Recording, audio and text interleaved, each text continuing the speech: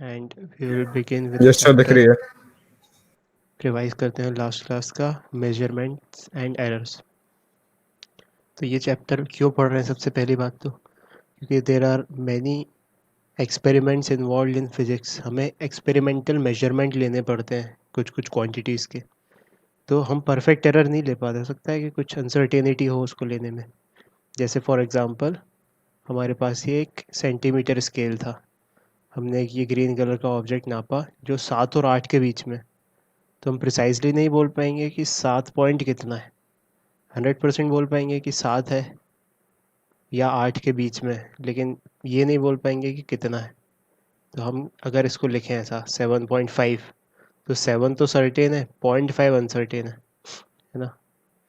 अच्छा, इसका least count क्या है? इसका लीस्ट काउंट जितनी हम मिनिमम वैल्यू नाप सकते हैं स्केल से, बहुत सिंपल कॉमन सेंस की बात है, वो लीस्ट काउंट है। और वही लीस्ट काउंट इस केस में मैक्सिमम एरर है कि इस स्केल के लिए हमारे एरर की गुंजाइश 1 सेंटीमीटर है। ठीक है।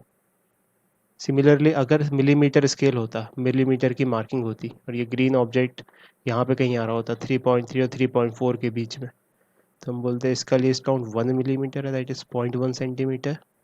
Length of green object is between 3.3 centimetre and 3.4 centimetre. Maximum possible error is 0.1 centimetre. तो अगर जैसे इसकी रिपोर्टिंग करते हैं अपन 3.3, तो 3 तो सर्टेन है, 0.3 अनसर्टेन है ना। तो सिग्निफिकेंट फिगर्स का कॉन्सेप्ट आ जाता है यहाँ से कि significant figures are the number of digits till first uncertain digit. पहले अनसर्टेन डिजिट तक सिग्निफिकेंट डिजिट्स नाप लेते हैं अपन, वो होते हैं। इसके कुछ कुछ रूल्स देखे, जैसे अगर नॉन ज़ीरो डिजिट्स हैं उस मेजरमेंट में सारे, तो उनको काउंट करना है। जैसे 126.85, इसमें सारे काउंट होंगे, 5 सिग्निफिकेंट डिजिट्स हैं। जैसे 1.11111, इसमें सारे काउंट्स होंगे क्योंकि सब के सब नॉन ज़ीरो हैं, तो 6 सिग्निफिकेंट डिजिट्स। फिर the zeros appearing between two non zero digits are significant. अगर नॉन ज़ीरो के बीच में ज़ीरो आ रहे हैं तो वो सिग्निफिकेंट में काउंट होंगे। जैसे यहाँ पे 6 सिग्निफिकेंट डिजिट्स हैं, 1005, इसमें 4 सिग्निफिकेंट डिजिट्स हैं। फिर trailing zeros after decimal places are significant. Decimal place के बाद अगर ज़ीरो लगते जा रहे हैं तो उनको काउंट करना है। जैसे 6 पॉइंट, यहाँ डेसिमल प्लेस आ गया 7000, तो इनको काउंट करना है। तो यहाँ पे 67000, तो टोटल 5 सिग्निफिकेंट डिजिट्स हो गए। सिमिलरली ऐसा लिखा हुआ है 5.0000000, तो यहाँ पे सारे काउंट होंगे क्योंकि डेसिमल पॉइंट के बाद ट्रेल हो रहे हैं। फिर ऐसा लिखा हुआ है 50.000, तो यहाँ पे भी सारे काउंट होंगे। ठीक है। पावर्स को काउंट 10 की पावर में लिखा है अगर कुछ, तो उसको काउंट नहीं किया जाता है। जैसे 1.4 इंटू 10⁻⁻⁷, तो इसको काउंट नहीं करना है, केवल इन दोनों को काउंट करना है। तो 2 सिग्निफिकेंट डिजिट्स होंगे यहाँ पे।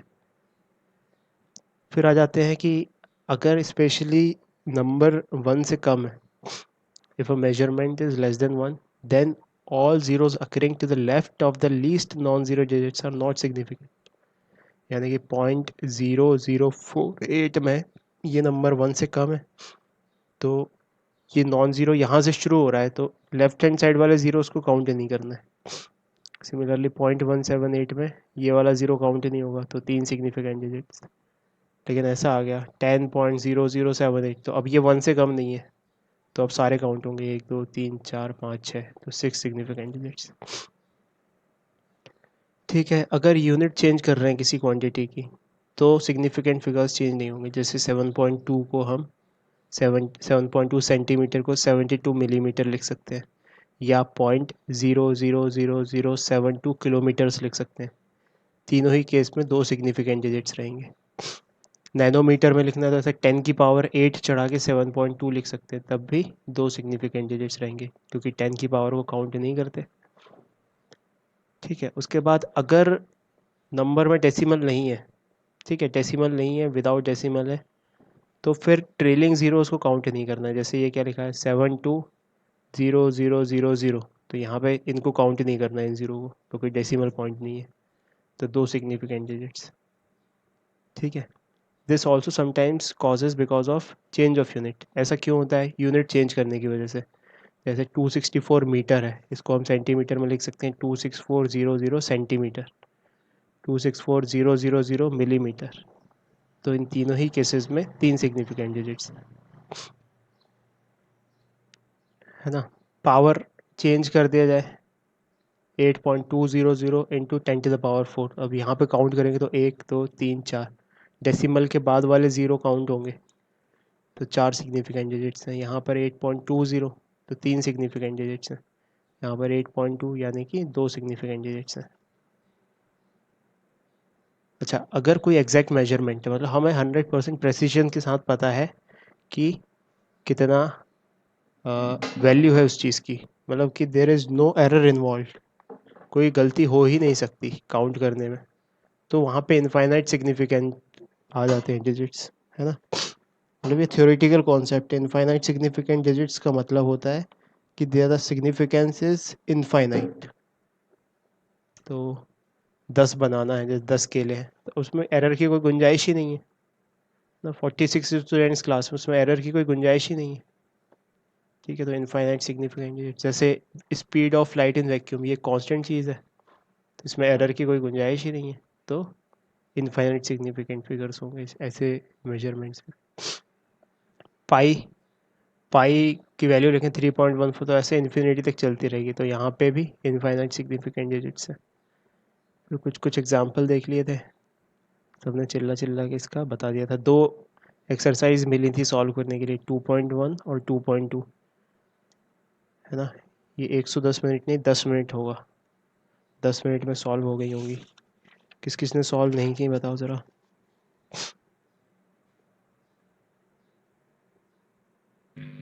सर मैंने तो स्पैम कर दिया था। गुड, तो सबने सॉल्व कर ली। कोई डाउट हो तो आंसर तो पता नहीं थे किसी को, कोई डाउट? आंसर अब मैं भेजूंगा आज, तो चेक करना कि आंसर सही है या नहीं। ठीक है, तो अब आगे बढ़ते हैं। अब समझते हैं कि फिगर्स को राउंड ऑफ कैसे करते हैं। जैसे मान लो तुमने किसी को उधार दिए पैसे कि 21 रुपए का सामान खरीद के उसने तुम्हें दे दिया, तो तुम राउंड ऑफ करके 20 रुपये लौटा दोगे उसको? नहीं तो फिर बुरा मान जाएगा, 1 रुपये कम पड़ जाएगा। लेकिन लेट से कुछ ऐसे 498 रुपीज़ का सामान खरीदा किसी ने किसी के लिए और ले जाके उसको दे दिया, तो तुम 500 रुपये दे दोगे और कहोगे ठीक है अब 2 रुपये राउंड ऑफ हो गए और क्या। राउंडिंग ऑफ का मतलब समझे, राउंडिंग ऑफ कैसे करते हैं। तो इसके कुछ रूल सीखने अपन को राउंड ऑफ के। तो लिखो next topic, rounding of a digit.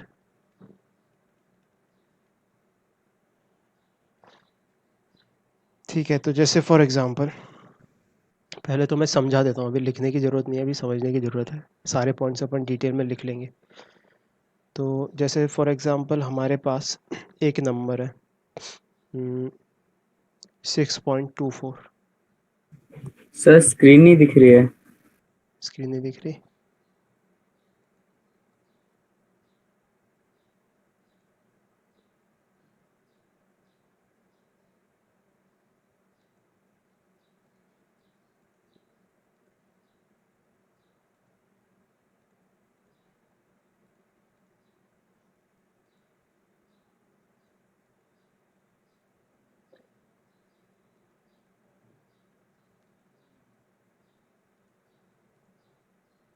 अब दिख रही है?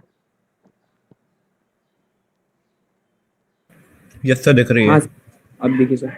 हाँ, तो देखो जैसे ये नंबर है 6.24, और मान लो हमें हमें एंटर करने के लिए, डेटा एंटर करने के लिए दो ही एक ही डेसिमल पॉइंट के बाद नंबर हो। ठीक है, 6.24 मान लो तुम्हारे परसेंटेज बने, सपोज 10 परसेंटेज नहीं, इसमें तो फेल हो जाओ, पॉइंटर बने मान लो, सपोज CGPA बना हुआ है, और तुम्हें वहाँ पे एंटर करना है, केवल एक ही डब्बा दिया हुआ है डेसिमल के पॉइंट। तो क्या लिखोगे, 6.2 लिखोगे या 6.3 लिखोगे? अब 6.3 लिख दिया तो ओवर एस्टिमेट कर दिया, 6.2 लिख दिया तो अंडर एस्टिमेट कर दिया। लेकिन अब कुछ तो करना पड़ेगा, है ना। राउंड ऑफ करना है तो क्योंकि ये अगले डिजिट पे पहुंचे, हमें क्या एक डेसिमल पॉइंट तक लिखना है, इसके अगले वाला 4 है और वो कि 5 से कम है, तो हम 6.24 को 6.2 में राउंड ऑफ करेंगे। ठीक है, ये नहीं करेंगे। लेकिन अगर ऐसे होता, मान लो सपोज 6.28, तब इसको हम 6.3 में राउंड ऑफ करते हैं। ये समझ में आ रहा है? असली दिक्कत तब क्रिएट होती है जब 6.25 आता, तब फिर क्या करते हैं हम, तब क्योंकि ये ऑड है, सॉरी क्योंकि ये इवन है, we will take the even, even is the king, तो इसको राउंड ऑफ करते हैं 6.2 में। अगर ऐसे आ जाता हमारे पास 6.35, तो अब ये क्या है, ये वाली चीज़ है ऑड, तो हम इवन लाना चाहते हैं, तो नियरेस्ट इवन क्या होगा 6.4, तो इसको 6.4 में राउंड ऑफ करेंगे। तो अगर जहाँ तक राउंड ऑफ करना है उसके बाद वाला देखना है, एक उसके बाद वाला अगर 5 से कम है तब तो वही रिटेन हो जाएगा, 5 से ज़्यादा है तो एक बढ़ा के लिख देंगे, लेकिन एग्जैक्टली 5 है तो फिर हम ऑड इवन देखेंगे केजरीवाल की तरह। ठीक है, तो ये रूल्स अपन लिख लेते हैं अच्छे से, तो लिखना शुरू करो। Following rules are to be considered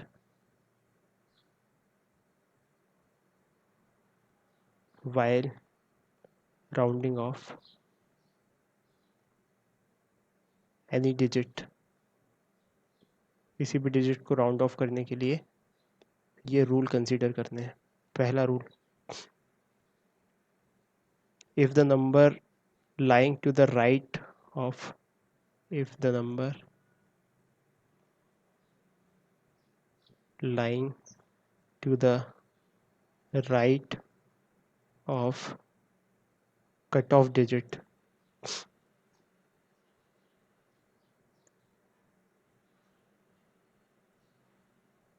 right of cutoff cut off digit मतलब जिसको काटना है, जहाँ तक काटना है ना, cut off digit is less then 5, is less then 5 then the cutoff digit then the cutoff digit is retained as such और इसके बाद however if it is more than 5, if it is more than 5 then the cutoff digit then the cutoff digit is increased by 1। ठीक है, तो जो लिखा है वो भले ही समझ में नहीं आए, अभी नहीं समझ में आएगा, लेकिन जब रिवाइज करोगे ना तो एकदम समझ में आएगा। अभी बस एग्जाम्पल समझो। तो फॉर एग्जाम्पल ऐसे हमको राउंड ऑफ करना है, 6.24 को is rounded off to 6.2 to 2 significant digits.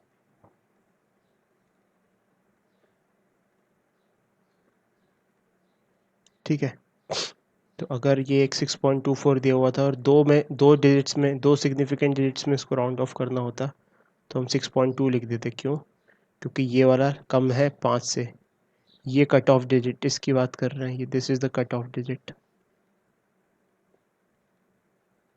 ठीक है, एक और example, x is equals to 5.328, इसको 3 सिग्निफिकेंट डिजिट्स में राउंड ऑफ करना है, is rounded off to 3 significant मतलब 1 2 3, यहीं तक आना चाहिए, ये 8 हटाना है, तो ये होगा 5.3, ये कट ऑफ डिजिट है। अब this is the cut off digit. इसके अगले वाला देखेंगे 8 मतलब 5 से बड़ा है, तो 5.33 आ जाएगा यहाँ पे। ठीक है, to 3 significant digits.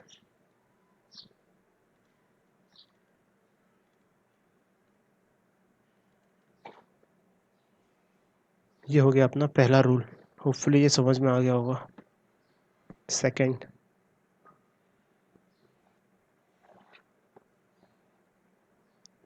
दिया हुआ है if the digit to be dropped is 5. तो अगर 5 से कम है, 5 से ज़्यादा है, तो फिर तो कोई दिक्कत नहीं है, कर देंगे अपन. एक बढ़ा के लिख दिया इसको अगर 5 से ज़्यादा है तो. एग्जैक्टली वही का वही रिटेन कर लिया अगर 5 से कम है अगला डिजिट तो. लेकिन अगर 5 हो जाए तब क्या करें? So if the digit to be dropped is 5 followed by digits other than 0, then the preceding digit is increased by 1.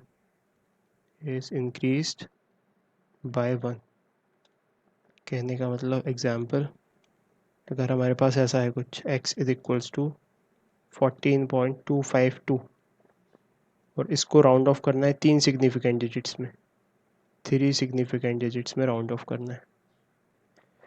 तो 1 2 3 आने चाहिए. ठीक है, तो अब क्या किया जाए? अब यहाँ पर क्या है? यहाँ पर 5 है और फिर उसके आगे कुछ है जो 0 नहीं है ना.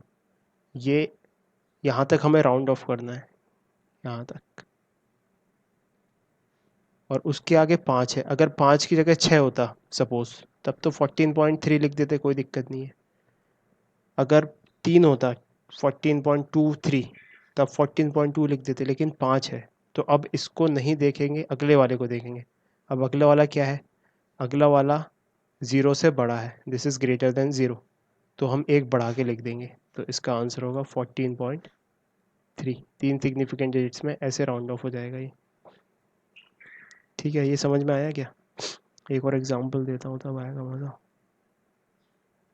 ऐसे लिखा हुआ है x is equals to 151.753.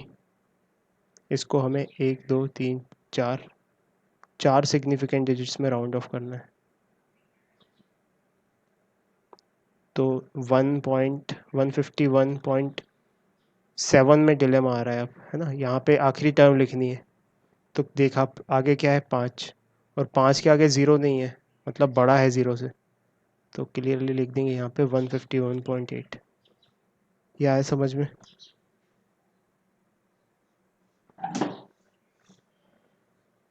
Yes sir, आ गया. हाँ सर. ठीक है, अब तीसरा रूल कि अगर 5 के बाद 0 आ जाए, मतलब 5 आखिरी हो, टर्मिनेटिंग हो, तब क्या करना है? तो फिर ऑड इवन वाला कॉन्सेप्ट लगाना पड़ेगा. तो लिखो if the digit to be dropped is simply 5, to be dropped is simply 5 और 5 followed by zeros और 5 followed by zeros, then the preceding digit is it left unchanged if it is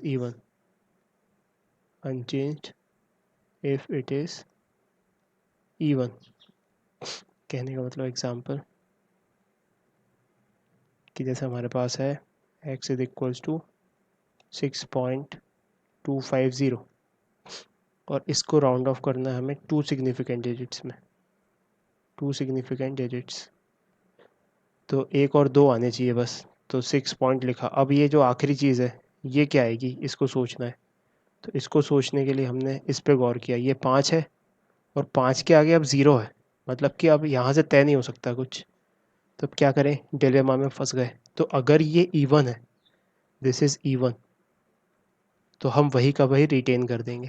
ठीक है, तो ये हो जाएगा 6.2। लेकिन अगर ऑड है तो फिर हम इवन बना देंगे उसको, नियरेस्ट इवन। ठीक है, तो फोर्थ रूल देखो, if the digit to be dropped is 5 और 5 फॉलोड बाय zeros और 5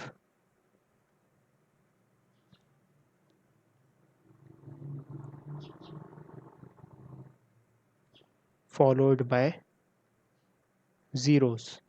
ठीक है, then the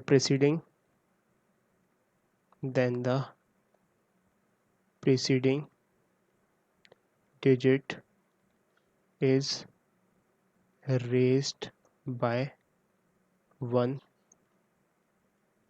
if it is odd। ठीक है, जैसे फॉर एग्जांपल हमारे पास कुछ ऐसी सिचुएशन है, x इज इक्वल्स टू 6.350। इसको हमें 3 सिग्निफिकेंट डिजिट्स में राउंड ऑफ करना है, 3 सिग्निफिकेंट डिजिट्स। तो 3 यानी कि 1 2 3, 3 में नहीं सॉरी 2 में करना है।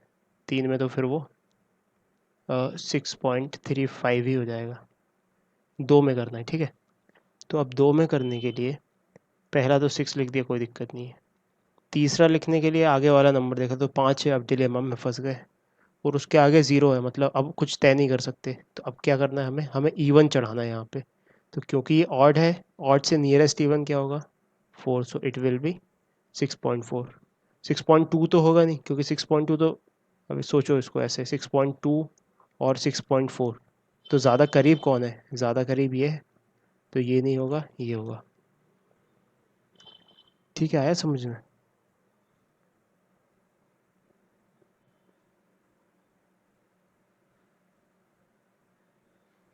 हाँ सर।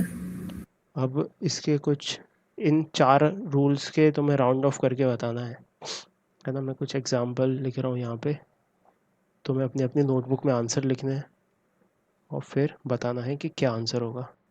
सभी से मैं आंसर चाहता हूँ। तो हमारा सवाल है, round off to 3 significant digits, round off the following to 3 significant digits. ठीक है, पहला 7.364, दूसरा 7.367, तीसरा 8.3251, चौथा 9.445, पांचवा 9.4450, छठवा 15.75 और सातवां 15.7500। 3 सिग्निफिकेंट डिजिट्स में इसको काउंटर करना है। ठीक है, तो सब अपने अपने आंसर लिखो, फिर मैच करना कितने सही है कितने गलत हैं।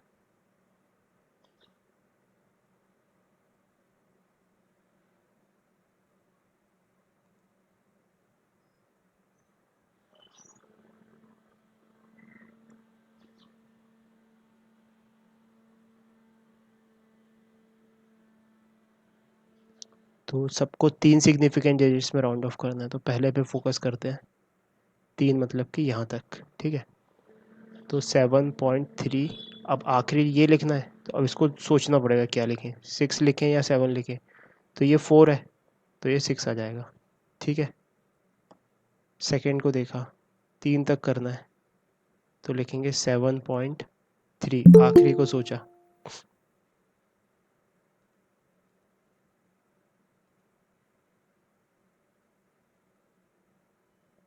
आखिरी सिग्निफिकेंट फिगर सोचा यहाँ पे। तो ये 6 है यहाँ पे। तो अब इसको लिखने से पहले या तो 6 लिखेंगे या तो 7 लिखेंगे। तो अगले वाले पे गौर किया तो ये बड़ा है 5 से, तो यहाँ क्या आएगा 7।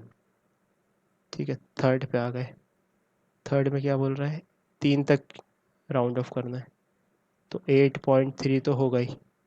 इसको क्या लिखें, अब 2 लिखें 3 लिखें कि क्या लिखें। तो आगे पहुँचे, 5 लिखा हुआ है। अब डिलेमा, यहाँ से कुछ तय नहीं हुआ, फिर आगे पहुँचे तो ये 0 नहीं है, 1 से बड़ा है। तो यहाँ पे क्या आएगा 3। ये थर्ड वाला समझ में आया? कितने लोगों का थर्ड सही है? सर मेरा। अभी सही है, सर। सही है सबका। ठीक है, फिर फोर्थ पे आ गए। फोर्थ पे क्या, 3 सिग्निफिकेंट डिजिट्स। तो यहाँ पे 9.4 तो लिख देंगे। यहाँ पे आएगा डिलेमा। तो अब ये डिलेमा आया तो यहाँ पे मिला अगला नंबर 5, तो डिलेमा रह गया बरकरार। अब इसके आगे क्या है, इसके आगे 0 है, मतलब कि अब तो कुछ तय नहीं कर पाएंगे अपन यहाँ से, तो बढ़ा के नहीं लिख सकते इसको। तो अब यहाँ पे इवन लिखना पड़ेगा। तो 4 इवन ही है, तो हो गया बस। ये हो गया 9.44। फोर्थ सही है किस किस का? मेरा सही है सर। ठीक है, फोर्थ सबका सही है। बात देखो, फोर्थ में क्या डाउट, फोर्थ में डाउट हो रहा है क्या सबको? 2-3 नहीं एग्जाम्पल सर, दो। सही है। ठीक है, फिर अगले पे आ गए। अगले में 3 देखना है, तो 9.4 तो लिख दिया। आखिरी टर्म लिखनी है। अब इस 4 पे डिलेमा क्रिएट हुआ, तो अगला देखा 5 है, तो कुछ कंक्लूजन नहीं पहुँचे। 0 पे पहुँचे तो फिर दिमाग घूम गया। अगर 0 से बड़ा होता तो फिर 4 को बढ़ा के लिख देते एक। ठीक है, तो लेकिन क्या, 4 है यहाँ पे और यहाँ 5 है, तो अब इवन रिटेन करना पड़ेगा। तो ये इवन ही है, तो इवन 9.44। फोर्थ और फिफ्थ का आंसर सेम हो गया। ठीक है, सिक्स्थ वाले में 3 सिग्निफिकेंट डिजिट्स, 1 2 3। तो यहाँ पे 15 तो लिख दिया एज इट इज़। इसमें डिलेमा क्रिएट हुआ। अगला नंबर देखा वो 5 है, तो डिलेमा एग्जिस्ट रहा एग्जिस्टिंग। उसके आगे 0 है, मतलब कि अब इवन लगाना पड़ेगा। तो इसके करीब कौन सा है, 8, तो ये आएगा 15.8। ये सिक्स वाला किसका सही है?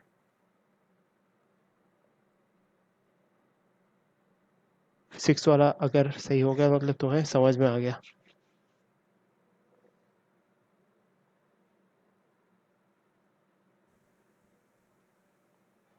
इसका आंसर बताओ आप, सेवन्थ वाले का।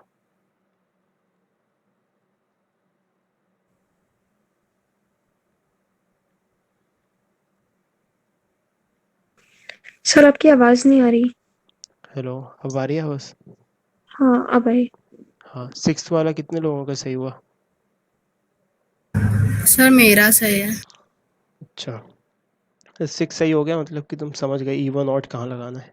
मेरा से भी है सही सर। है सर। ठीक है, सेवन्थ का बताओ आंसर। 15.8 शायद। 15.8 है सर। 15.8, क्योंकि यहाँ पर भी 15 तो लिख दिया। तीसरा सिग्निफिकेंट डिजिट अब 7 या 8 में से आएगा, तो 5 देखा आगे, और उसके आगे 0 लगे हुए हैं, मतलब कि अब अपन को इवन लगाना पड़ेगा। तो 15.8, तो ऐसे हो गया। ठीक है, तो राउंडिंग ऑफ करना सीख गए। राउंडिंग ऑफ करना इम्पॉर्टेंट इसलिए है, इसका एक्चुअली क्या होता है, ऐसे आईआईटी जेई एडवांस में आजकल क्या ऑनलाइन होने लग गया है, तो उसमें डब्बे भरने पड़ते हैं अपन को। डब्बे में आंसर लिखना पड़ता है। कुछ कुछ ऑब्जेक्टिव क्वेश्चंस आते हैं जिसमें ऑप्शन सेलेक्ट करने पड़ते हैं, और कुछ ऐसे क्वेश्चंस आते हैं जिसमें हमको आंसर एंटर करना पड़ता है। तो ऐसे लिख के देता है कि correct up to 2 decimal points, 2 decimal points तक आंसर करेक्ट लिखो। जैसे तुमने सॉल्व किया और तुम्हारा आंसर आया 35.368, ऐसा 386 ऐसा कुछ। तो अब तो तुम्हारे पास डेसिमल पॉइंट के पास 2 ही डब्बे हैं, तो आंसर कैसे भरोगे तुम? 25.38 की जगह क्या लिखना पड़ेगा अब? 9, तो ये आंसर लिखोगे। तो राउंडिंग ऑफ करना बहुत इंपॉर्टेंट है। तो ये देख लिया। अब ऑपरेशन इन्वॉल्व होते हैं, कुछ कुछ मेजरमेंट्स को कभी हमें ऐड करना पड़ता है, कभी सब्सट्रैक्ट करना पड़ता है, तो फिर उसकी रिपोर्टिंग कैसे होती है वो देख लेते हैं। तो नेक्स्ट टॉपिक लिखो, अलजेब्रिक ऑपरेशंस।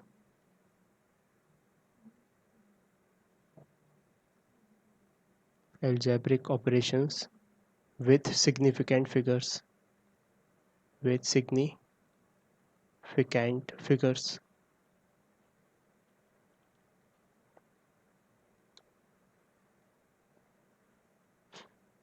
ठीक है, तो क्यों ऑपरेशन करना पड़ता है?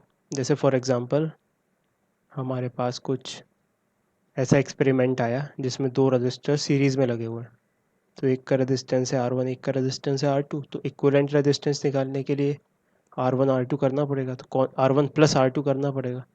तो कौन सा अलजेब्रिक ऑपरेशन यूज़ कर दिया हमने? एडिशन। ठीक है, मान लो सपोज दो रेजिस्टेंसेस पैरेलल में दिए हुए हैं R1 R2।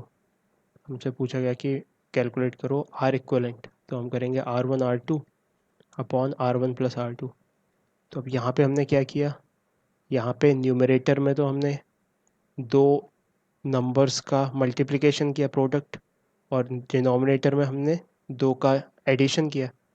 तो यहाँ पे हमने प्रोडक्ट ऑपरेशन लगाया, एडिशन लगाया, यहाँ पे क्या लगाया था, यहाँ पे एडिशन लगाया था, और यहाँ पे क्या लगाया, यहाँ पर एडिशन लगाया, और फिर प्रोडक्ट और एडिशन को डिवाइड भी किया, तो हमने डिवीजन भी लगाया। तो हमें रिपोर्ट करने के लिए कुछ कुछ कैलकुलेशंस करने के लिए करना पड़ता है अलजेब्रिक एडिशन, सब्सट्रैक्शन या कुछ कुछ। तो उसमें अब सिग्निफिकेंट फिगर्स हो सकता है इसके कुछ और हों, जैसे ये हो 2.85 और R2 हो कुछ 3.8768। तो जब दोनों को ऐड करेंगे तो इसमें तीन सिग्निफिकेंट डिजिट्स हैं और इसमें 1 2 3 4 5 सिग्निफिकेंट डिजिट्स हैं। तो फाइनल आंसर आएगा उसमें कितने सिग्निफिकेंट डिजिट्स होंगे। ये बात समझ में आ रही है? तो इसके कुछ रूल्स हैं, तो वो रूल्स अपन पढ़ते हैं। तो पहला है एडिशन एंड सब्सट्रैक्शन वाला रूल।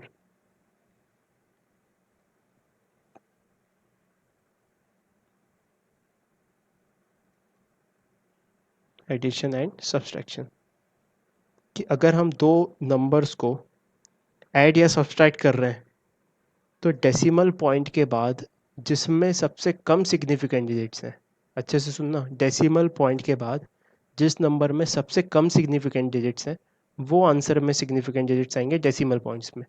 जैसे फॉर एग्जांपल हमें ऐड करना है 37.38 और 2.1।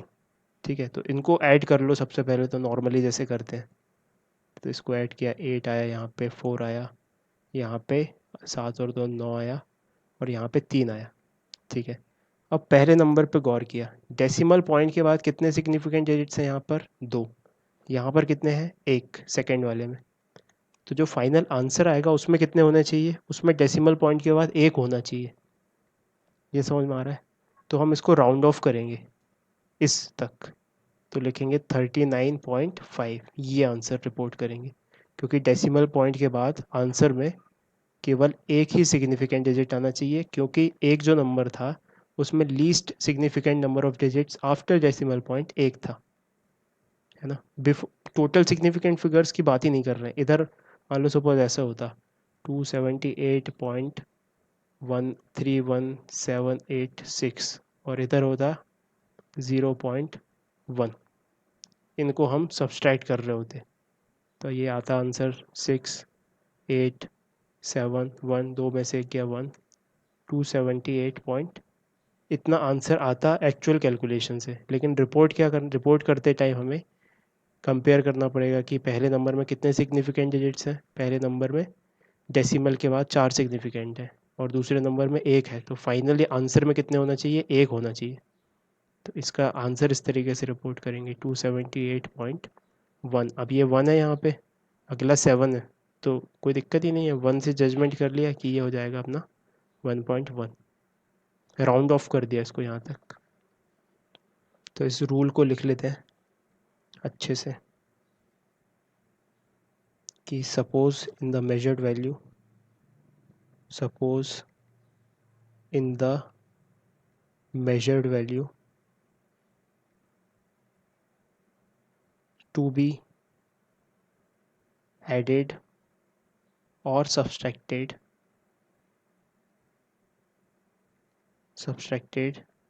the least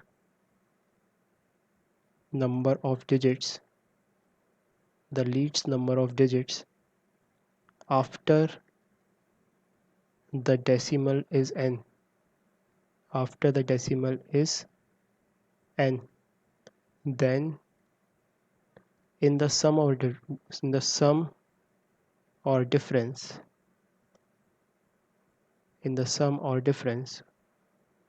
also the number of digits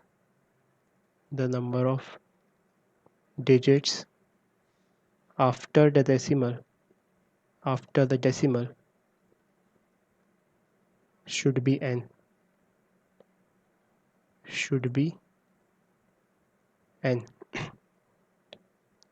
है ना। कहने का मतलब कि जैसे फॉर एग्जांपल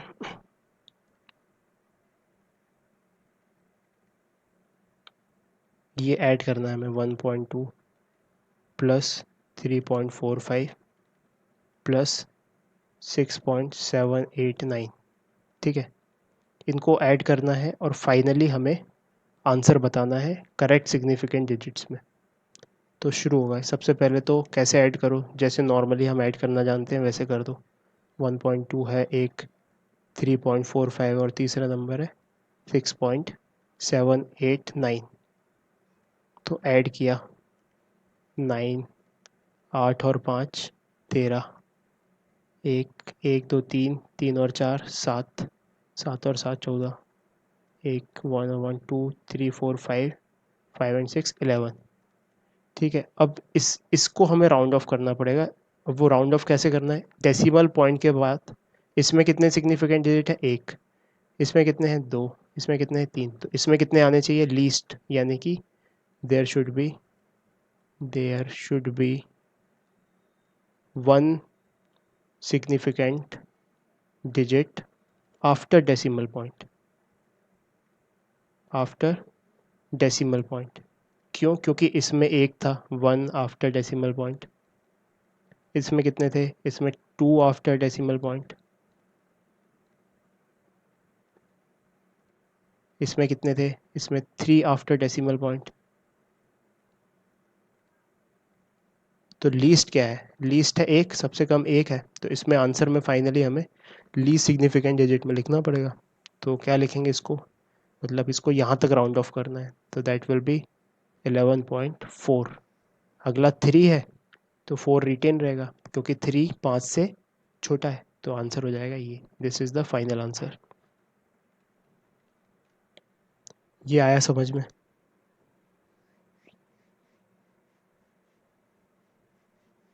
यस सर। तो अगर समझ में आया तो नेक्स्ट एग्जांपल तुम्हें का आंसर बताना मुझे, सब अपना अपना कैलकुलेट करके फाइनली मुझे आंसर बताओगे। तो क्या है सवाल, 12.63 माइनस 10.2, इसको सॉल्व करना है और करेक्ट सिग्निफिकेंट डिजिट्स में आंसर बताना है।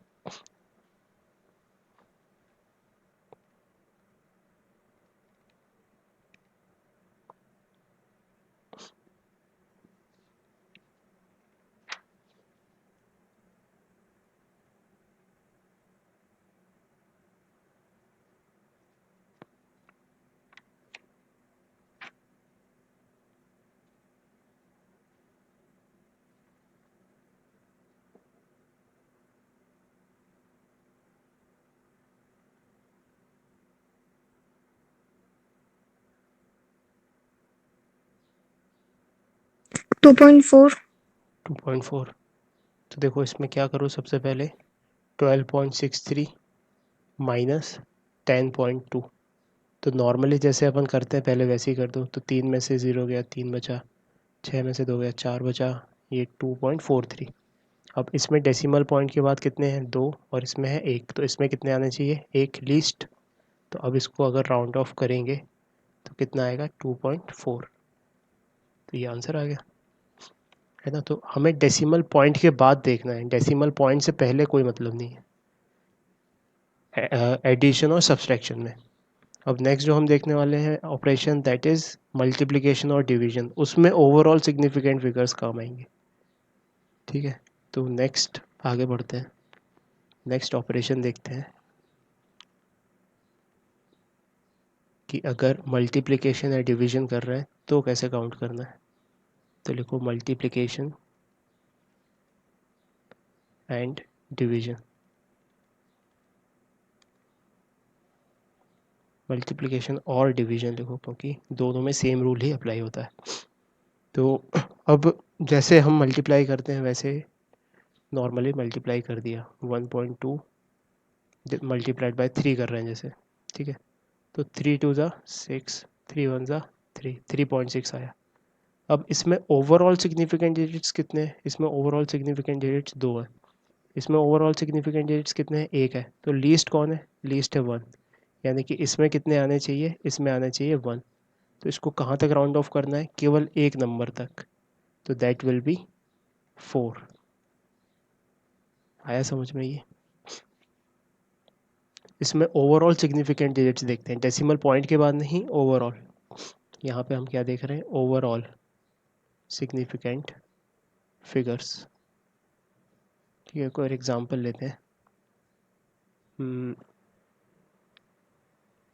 10.5 divided by 1.5।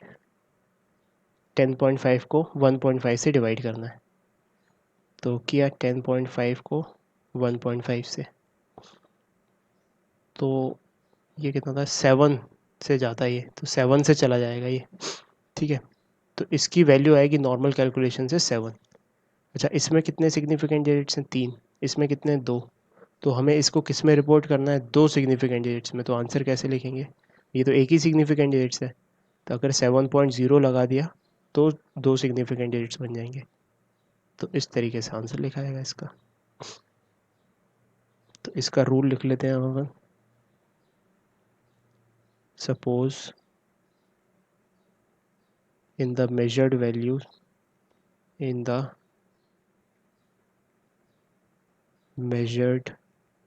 values to be multiplied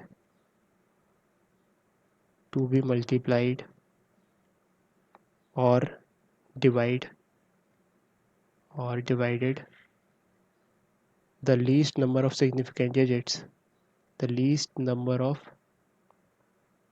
significant digits be n, ठीक है। then in the product or quotient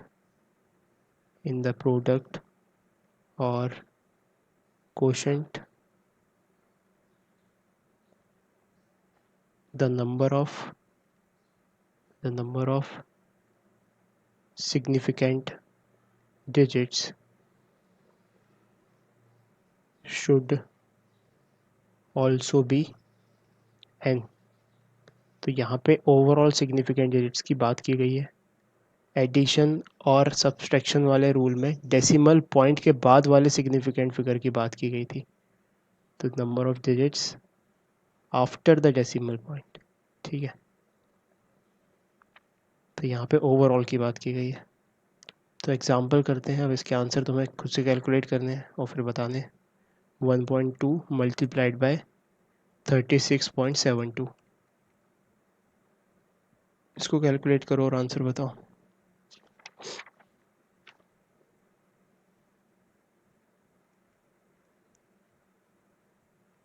one 101 metre पर सेकेंड डिवाइडेड बाय 10.2 मीटर पर सेकेंड। ये दो सॉल्व करते हैं पहले।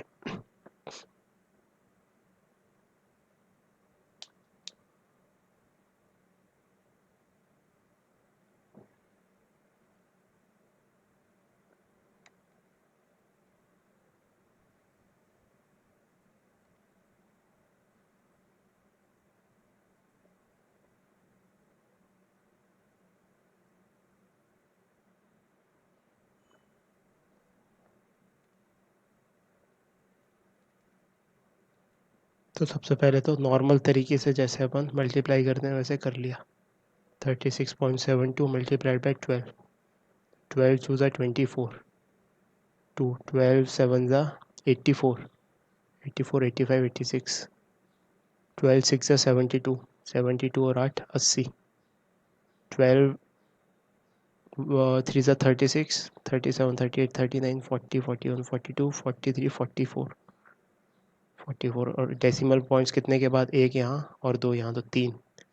तो ये हमारे पास ये आंसर आया मल्टीप्लाई करके। अब देखा ओरिजिनल जो दो चीज़ों का मल्टीप्लिकेशन किया है उसमें लीस्ट सिग्निफिकेंट ऑफ फिगर्स दो हैं। तो लीस्ट सिग्निफिकेंट फिगर्स दो हैं मतलब कि इसमें दो सिग्निफिकेंट फिगर्स होने चाहिए। 44.0 है तो इसको मतलब 44 तक राउंड ऑफ करना पड़ेगा। तो ये हो गया 44 आंसर।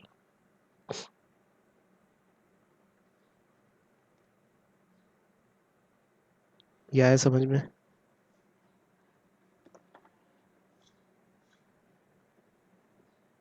हाँ सर, आगे। ठीक है, अब इसको करना है 1101 डिवाइडेड बाय 10.2। तो इसमें कितने सिग्निफिकेंट डिजिट्स हैं? इसमें 4 हैं। इसमें कितने हैं? इसमें 3 है। तो इसका मतलब जो आंसर आएगा उसमें कितने होने चाहिए? उसमें 3 होने चाहिए। तो बस इसको सॉल्व करना शुरू कर देते हैं। 1101 डिवाइडेड बाय 10.2।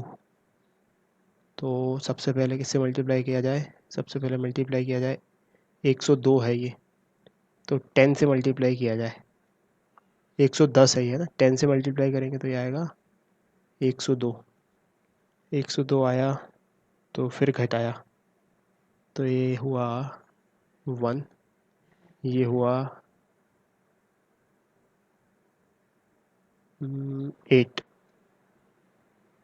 तो अभी भी बाकी है कुछ। ठीक है, तो 10.2 को किससे मल्टीप्लाई किया जाए? यहाँ पे नेक्स्ट 7 से।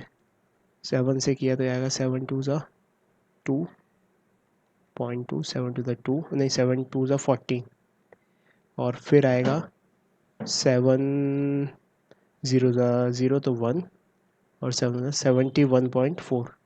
अब माइनस किया, ये 81.0 है तो यह 6 9.6। ठीक है, तो पॉइंट लगाया, एक पॉइंट लगा दिया तो इसका मतलब कि एक पॉइंट यहाँ से हटा दिया। अब 10.2 मल्टीप्लाइड बाय क्या करें कि 96 के करीब आ जाए।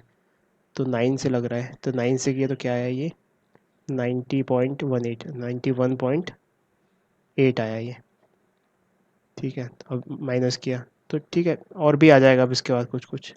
लेकिन अपने को क्या करना है, अपने इसके बाद और भी कुछ कुछ आएगा, लेकिन हमें क्या 3 डेसिमल पॉइंट 3 सिग्निफिकेंट फिगर्स तक ही आंसर देना है।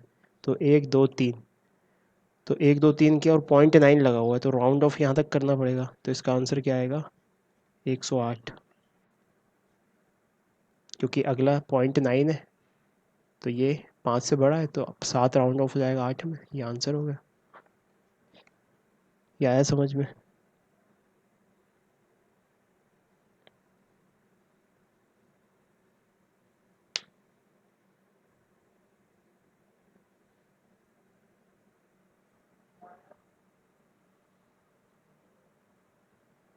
आगे बढ़ते हैं, एक और सवाल करते हैं।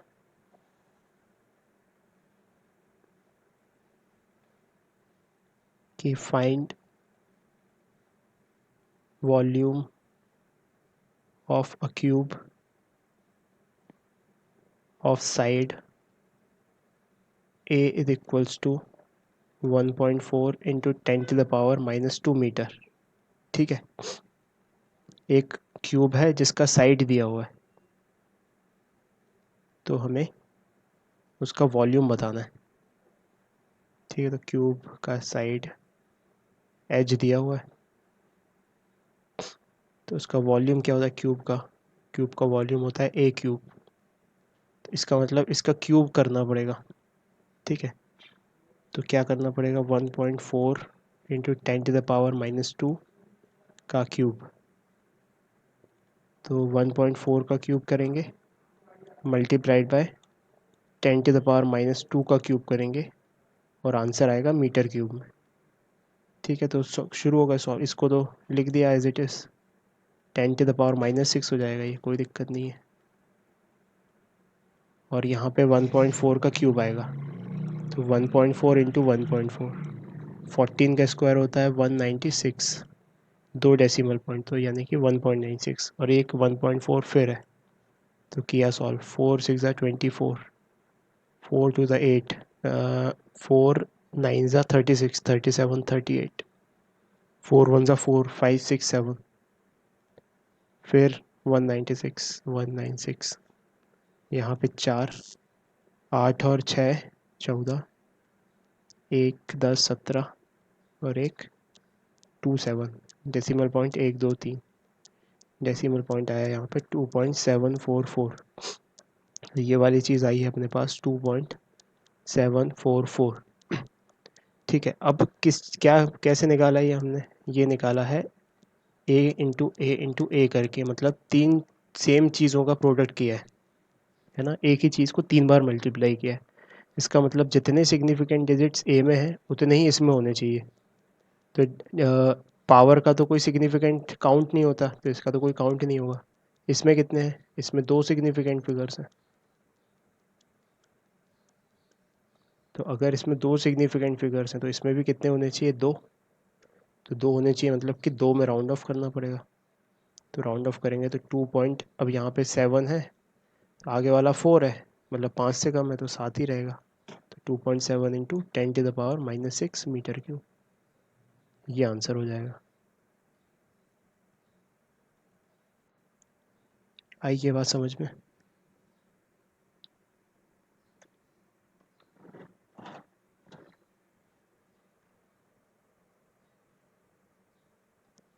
नोट करो इसे। कोई कुछ बोल क्यों नहीं रहा है? सो गए हैं क्या? No sir.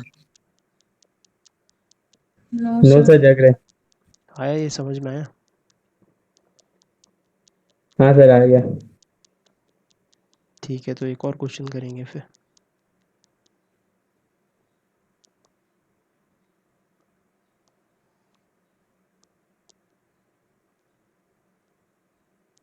Radius of a wire is 2.5 millimeter. Radius of a wire is 2.50 millimeter. The length of the wire is, the length of the wire is 50.0 centimeter. ठीक है, if mass of wire is measured as 25 gram, is measured as 25 gram, then find the density of wire, find the density of wire in correct significant figures given pi is equals to 3.14। पाई की value 3.14 use करनी है।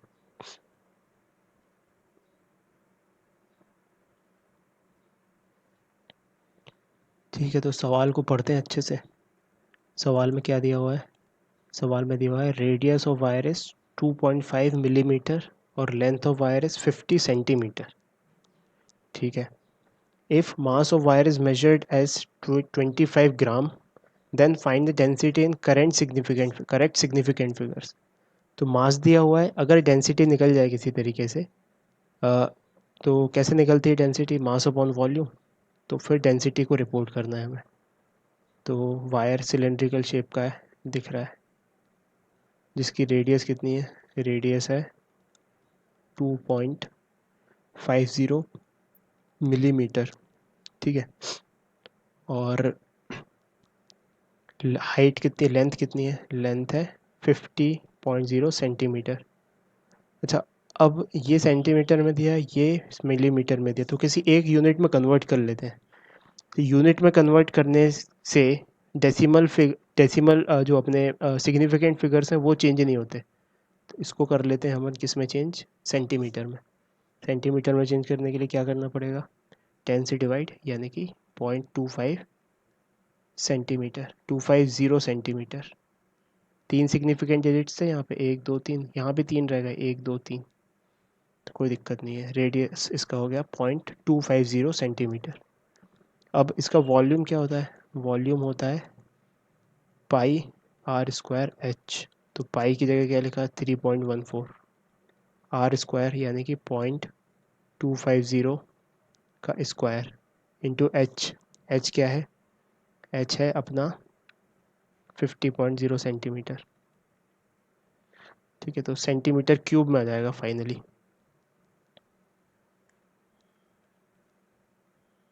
ये volume आ गया। Density, density को लिखते हैं अपन generally रो letter से। रो क्या होता है, मास अपॉन वॉल्यूम। तो मास कितना है, मास है 25 ग्राम, तो मास को लिखा है यहाँ पे 25 ग्राम। और वॉल्यूम लिख दिया, ये इतनी बड़ी चीज़ 3.14 इंटू 0.250 इंटू 50.0, और यूनिट ओवरऑल ग्राम पर सेंटीमीटर क्यूब आ जाएगी। तो यूनिट को अलग से लिख देते हैं यहाँ पे, ग्राम पर सेंटीमीटर क्यूब। अब इसको देखो, ये डेंसिटी में हमने क्या किया है, कुछ चीज़ें मल्टीप्लाई की हैं और कुछ चीज़ें डिवाइड की हैं। तो फाइनली जो भी आंसर आएगा उसमें इनमें इतनी जितनी भी क्वांटिटीज़ को मल्टीप्लाई या डिवाइड किया है, उसमें सबसे लीस्ट जिसका होगा वो आंसर होना चाहिए, लीस्ट सिग्निफिकेंट डिजिट जिसमें होंगे।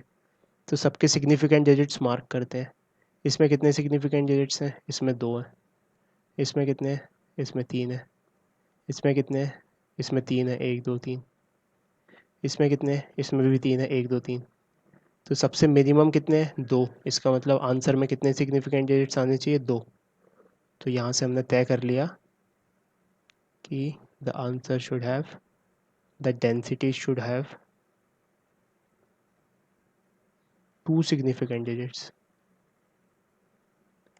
तो अब इनको मल्टीप्लाई किया, तो अब मल्टीप्लाई करने के लिए मेरे पास आंसर लिखा हुआ है कैलकुलेटर से सॉल्व करके, तो मैं डायरेक्ट उसका आंसर लिख देता हूँ इस चीज़ का। ये आएगा 2.5477 ग्राम पर सेंटीमीटर क्यूब। अब कितने सिग्निफिकेंट डिजिट्स में लिखना है इसको, 2 में, यानी कि 1 और 2। तो अब 2 पॉइंट इसको राउंड ऑफ करना पड़ेगा। तो राउंड ऑफ किया तो 2.5, अगला 4 है यानी कि 5 से कम है, तो 2.5 ही रिटेन रहेगा। तो आंसर हो गया 2.5 ग्राम पर CC, centimetre cube is CC. तो ये आंसर हो गया। बताओ कितने लोगों को समझ में आया।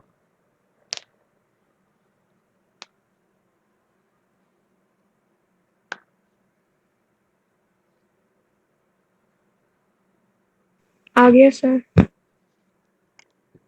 ठीक है,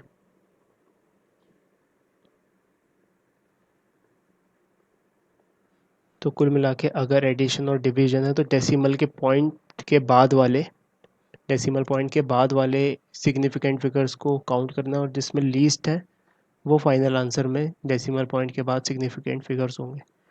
और प्रोडक्ट या डिवीजन है तो फिर ओवरऑल सिग्निफिकेंट फिगर्स देखने, और लीस्ट वाले फाइनल आंसर में होंगे।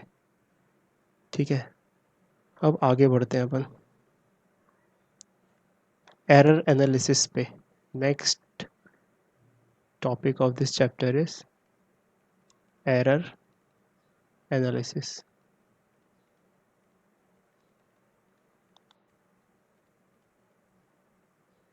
ठीक है, तो जैसे हमने कोई भी एक्सपेरिमेंट किया, जैसे ओम्स लॉ का एक्सपेरिमेंट किया लेबोरेटरी में, तो उससे क्या हम निकालते हैं किसी भी चीज़ का रेजिस्टेंस, कि एक रजिस्टर लेते हैं, उसके अक्रॉस कुछ बैटरी लगाते हैं, एमीटर से करंट नापते हैं उसमें कितना बह रहा है, और वोल्टमीटर से वोल्टेज नापते हैं रेजिस्टेंस के अक्रॉस। इसको चेंज करते हैं वक्त के साथ बैटरी के पोटेंशियल को, तो करंट चेंज होता है, और फिर प्लॉट करते हैं वी वर्सेस आई का ग्राफ।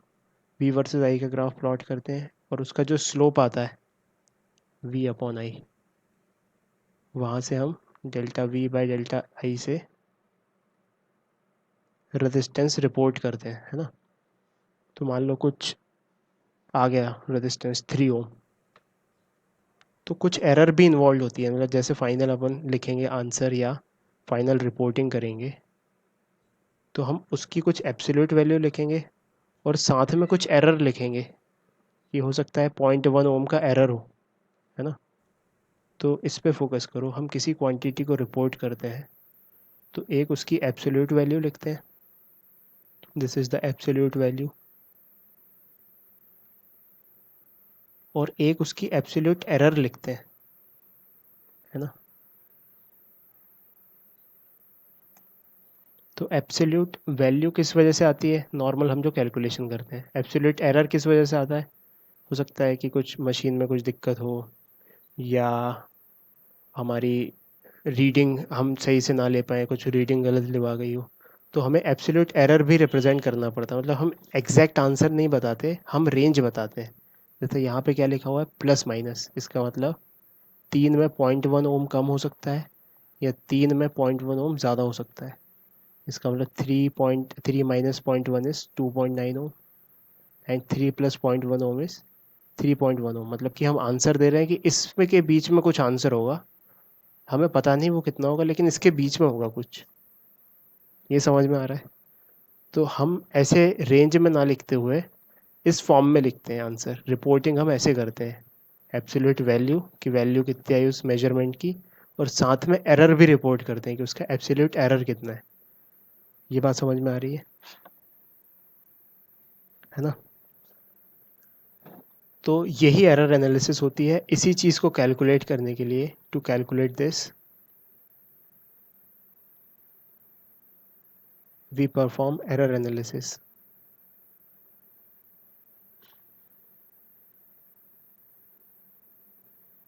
ठीक है। तो एरर एनालिसिस को समझने से पहले हमें कुछ कुछ सिंपल चीज़ें समझनी पड़ेंगी, टर्म समझनी पड़ेंगी। ठीक है। तो एक वर्ड होता है जिसको बोलते हैं हम लीस्ट काउंट। अभी इसका तुम्हें मतलब पता है। कोई भी इंस्ट्रूमेंट जो सबसे कम वैल्यू नाप सकता है उसको उस इंस्ट्रूमेंट का लीस्ट काउंट बोलते हैं। ठीक है। तो एवरी, इसमें लिखो every instrument can measure up to a certain accuracy called least count,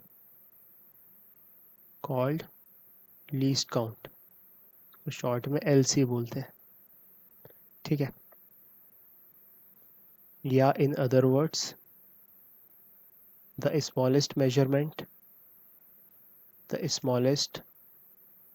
measurement that can be measured accurately by an instrument is called its least count। तो कुछ इंस्ट्रूमेंट के अपन लीस्ट काउंट यहाँ पे नोट करते हैं। जैसे हमारे पास इंस्ट्रूमेंट है और उसका लीस्ट काउंट लिखते हैं यहाँ पे, इट्स लीस्ट काउंट। जो मिलीमीटर स्केल होता है, मिलीमीटर स्केल, उसका लीस्ट काउंट होता है 1 मिलीमीटर। ठीक है। एक डिवाइस होती है वर्नियर कैलिपर्स।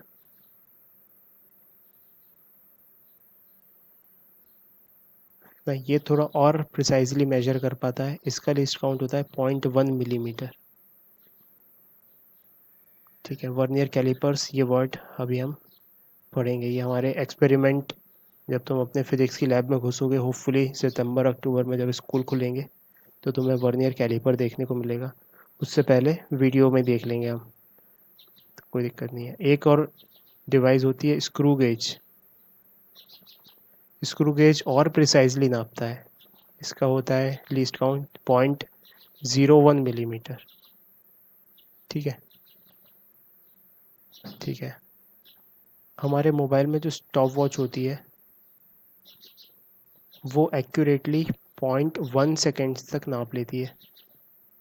है ना, उसका लीस्ट काउंट होता है 0.1। तो अपने स्टॉप वॉच मोबाइल में चालू करोगे और चला के छोड़ोगे तो ऐसे वो देगा 3.8 सेकेंड्स, लीस्ट काउंट उसका 0.1 सेकेंड है। 4.9 सेकेंड्स, 105.87 सेकेंड्स, तो क्योंकि लीस्ट काउंट इसका 0.1 सेकेंड्स है ना।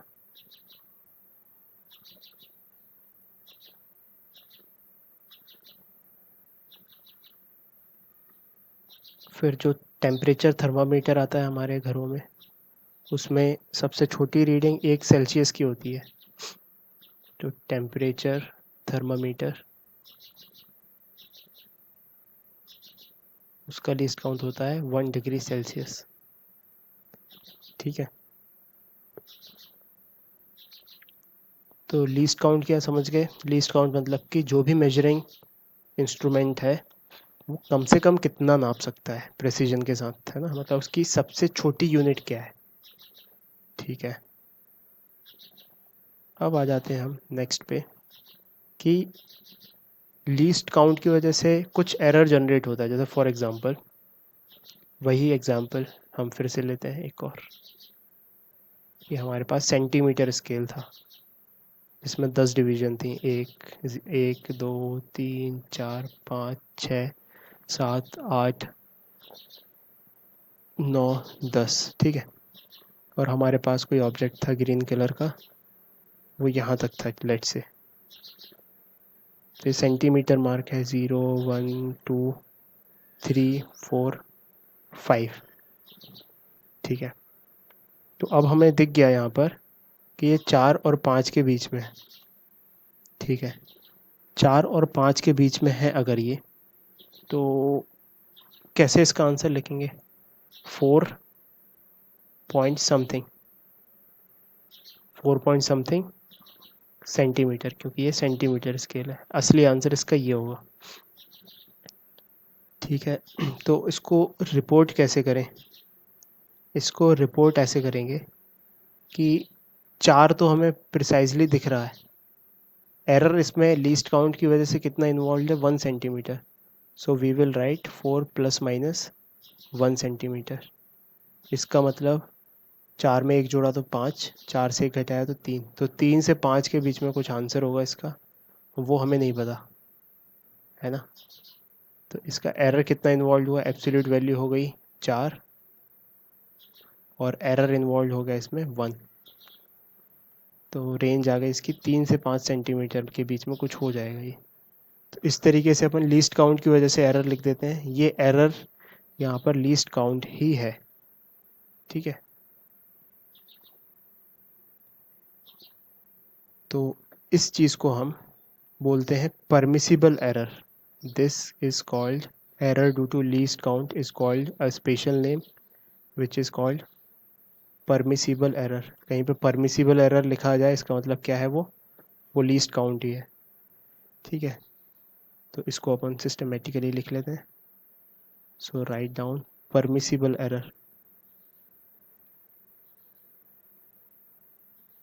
permissible error due to least count।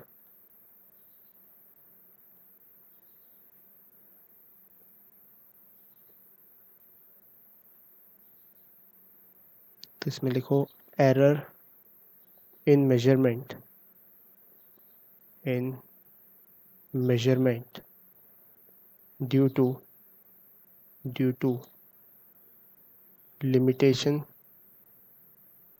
Limitation और least count of the instrument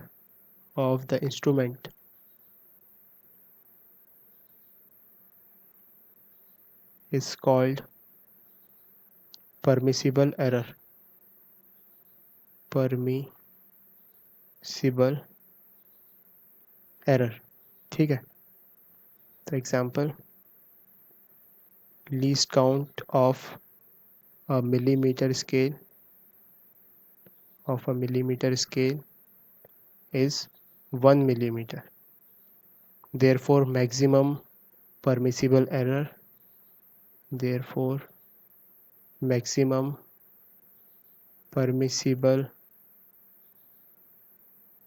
error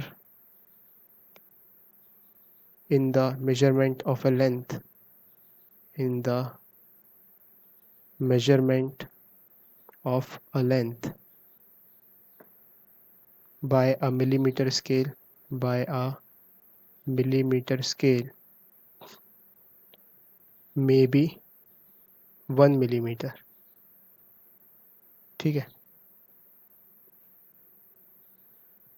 और आगे लिखो if we measure a length, if we measure a length 26 centimetre 26 millimetre है ना, 26 मिलीमीटर हमने मेजर की, then the maximum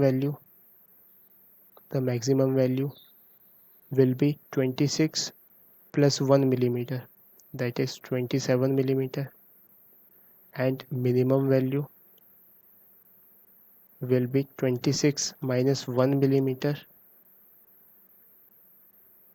that is 26 minus 1 millimeter, that is 25 millimeter.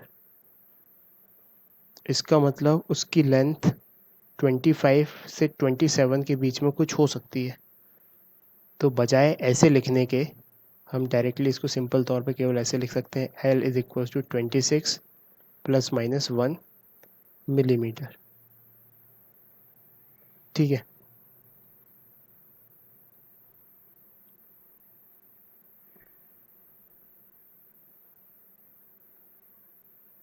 Note कर लो इसको.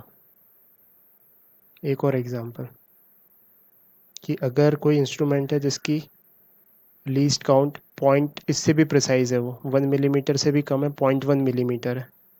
ठीक है, तो जैसे हम लिखेंगे if from any other instrument, if from any other instrument we measure a length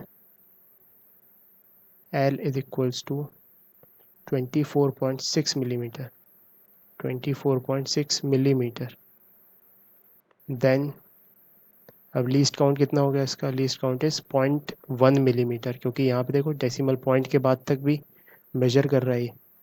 then the maximum permissible error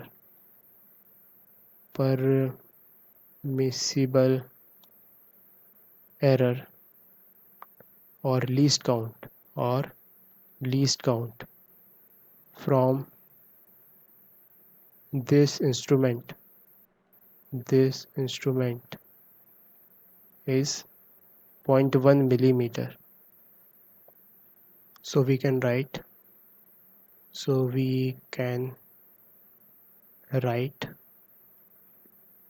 the measurement like L is equals to 24.6 plus minus error यानी कि 0.1 मिलीमीटर. ऐसे रिपोर्ट करेंगे उसे.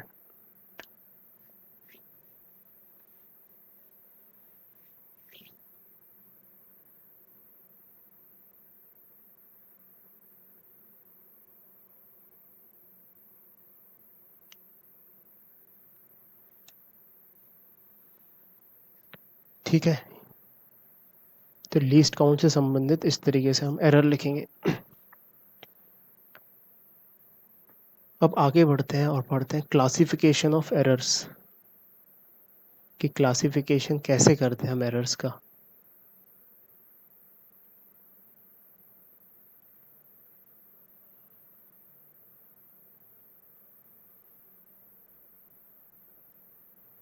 ठीक है, तो दो bifurcation है इसमें. एक तो हम सबसे पहले क्वालिटेटिव बाइफर्केशन देखते हैं कि क्वालिटेटिवली दो टाइप के एरर्स होते हैं, एक सिस्टमेटिक एरर्स और एक नॉन सिस्टमेटिक या रैंडम एरर्स. अब सिस्टमेटिक एरर्स को समझो. सिस्टमेटिक मतलब कि कुछ पैटर्न में एरर है, कि हमें पता है कि उस एरर के कॉज क्या है, जैसे इंस्ट्रूमेंट में गड़बड़ी या कोई फैक्टर टेम्परेचर कम या ज़्यादा हो गया अचानक से, मतलब हमने डिज़ाइन किया था ओम्स लॉ का वेरिफिकेशन 25 डिग्री सेल्सियस पे, लेकिन उसको लेके चले गए सहारा डिज़र्ट में और 50 डिग्री पे कर बैठे एक्सपेरिमेंट, तो रेजिस्टेंस अलग आएगा, है ना। तो टेम्परेचर एंड अदर फैक्टर्स। तो सिस्टमेटिक एरर्स वो होते हैं जिनकी वजह हमें पता होती है, द रीज़न इज़ नोन, ठीक है। और रैंडम एरर वो होते हैं जिनकी रीज़न हमें पता नहीं रहती, the reason is not known. जैसे फॉर एग्ज़ाम्पल हमने कोई भी एक्सपेरिमेंट कर रहे हैं और हमने ये कंसीडर ही नहीं किया कि लोग भी दौड़ रहे होंगे बरामदे में वहाँ पे, तो कुछ वाइब्रेशंस क्रिएट हो रहे होंगे एक्सपेरिमेंटल लैब में, कुछ लोग खांस रहे होंगे वहाँ पे, तो कुछ वाइब्रेशंस जनरेट हो रहे होंगे एयर में, तो उसकी वो सब रैंडम, उसका कुछ हिसाब नहीं लगाया जा सकता, वो कहलाते हैं रैंडम एरर, ठीक है। तो सिस्टमेटिक एरर्स वो हैं जिनका हिसाब लगाया जा सकता है और जिनको मिनिमाइज़ कैसे किया जा सकता है, it can be minimise by taking standard factors, standard factors, ये सब लिखाऊंगा मैं अभी, टेंशन मत लो। तो कैसे मिनिमाइज़ किया जा सकता है सिस्टमेटिक एरर्स को, कि टेम्परेचर फिक्स कर दो कि हाँ भाई 25 डिग्री की टेम्परेचर पे एसी सेट कर दिया, अब वही उसी पे चलेगा। इंस्ट्रूमेंट को एकदम परफेक्टली, उसका जो ज़ीरो एरर है उसको चेंज कर दो, इंस्ट्रूमेंट को परफेक्ट कर दो। तो इस तरीके से स्टैंडर्ड स्टैंडर्ड फैक्टर्स डिटरमाइन करके सिस्टमेटिक एरर्स को मिनिमाइज़ किया जा सकता है। रैंडम एरर्स को मिनिमाइज़ नहीं किया जा सकता, लेकिन मल्टीपल रीडिंग्स ली जा सकती हैं, कि जैसे रेजिस्टेंस असलियत में 25 ओम है, तो रीडिंग्स लेंगे तो एक बार 24 ओम आएगा, एक बार 23 ओम आएगा, एक बार 26 ओम आएगा, एक बार 27 ओम, तो उसका एवरेज ले लेंगे फिर। तो इसको मिनिमाइज़ किया जा सकता है बाय टेकिंग मल्टीपल रीडिंग्स।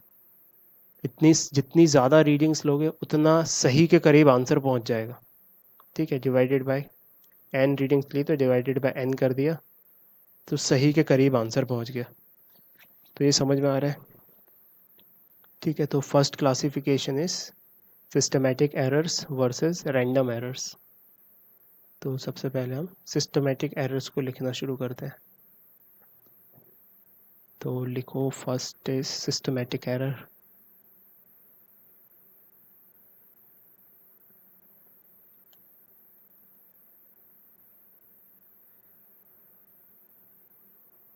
ठीक है, systematic errors are the errors whose causes are known to us. तो इसमें लिखो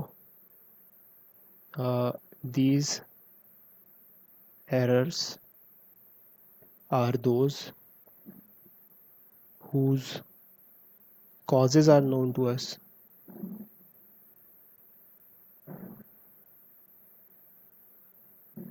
ठीक है, and therefore such errors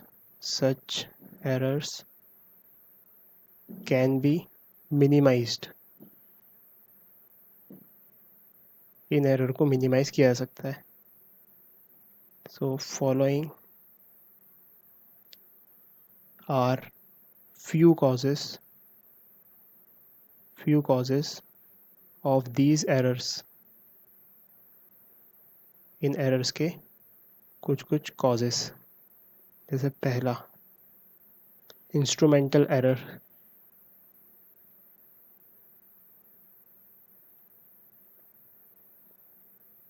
ठीक है, इंस्ट्रूमेंटल एरर्स क्या होता है कि इंस्ट्रूमेंट में कुछ गड़बड़ी हो, उसकी वजह से एरर आ गया। तो instrumental errors may be due to errorful instruments.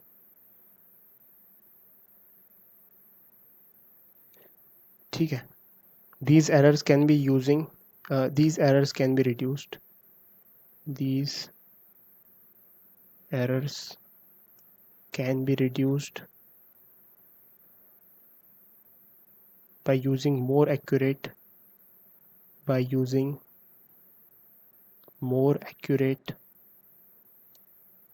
instruments and applying zero correction when required, and applying zero correction when required.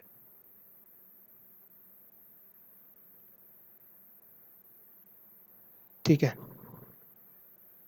दूसरे टाइप के सिस्टमेटिक एरर्स होते हैं जो कुछ फैक्ट्स को इग्नोर करके हम आगे बढ़ जाते हैं एक्सपेरिमेंट करने, उसकी वजह से जनरेट होते हैं। तो समटाइम्स लिखो इसमें, sometimes errors arise on account of ignoring certain facts, for example in measuring time period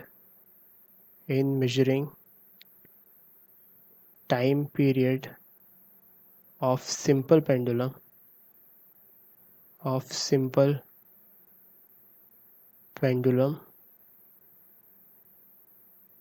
error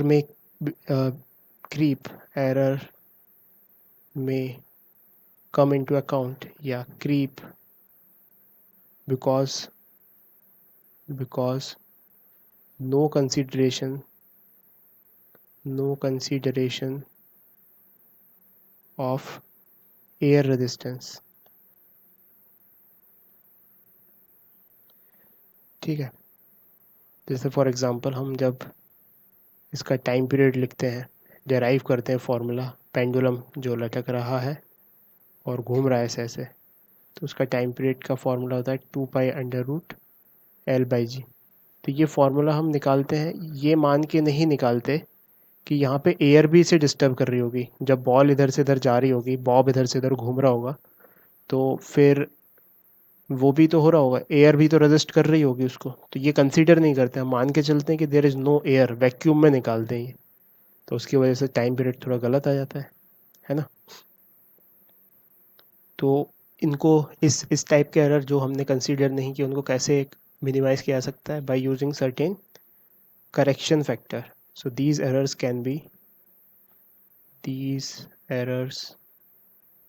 can be minimized by using certain correction factors। ठीक है। तीसरा सिस्टमेटिक एरर देखते हैं, change in temperature, pressure, humidity etcetera. Changes in temperature, pressure, humidity etc. may also sometimes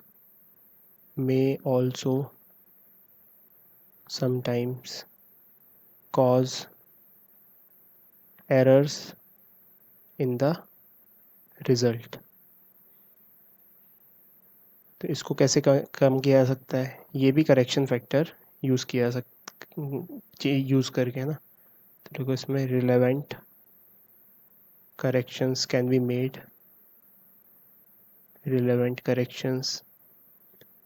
be made to minimize the error, to minimize this। बस इतना लिख लो।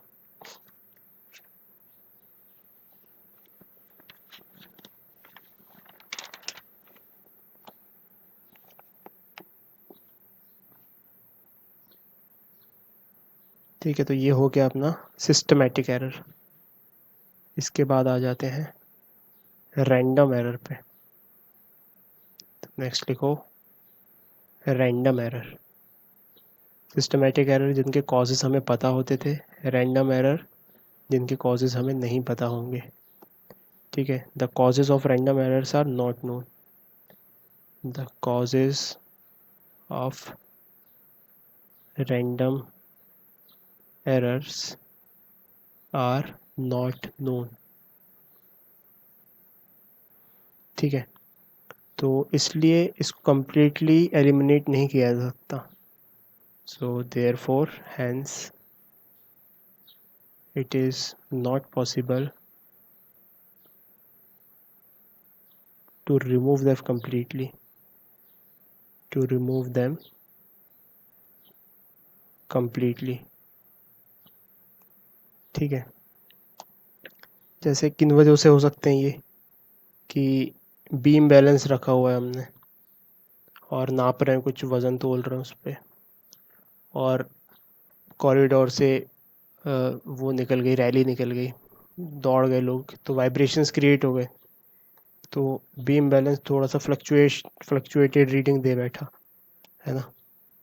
तो ये कुछ भी हमें पता नहीं, कुछ भी चीज़ हो सकती है ऐसी जो हमें अंदाज़ा ही नहीं है जिस चीज़ का, है ना। तो इनको मिनिमाइज़ कैसे किया जा सकता है इन एरर को? रिपीट करके वैल्यूज़, बहुत सारी वैल्यूज़ रिपीट करके। तो एक पॉइंट लिखो इसमें, the random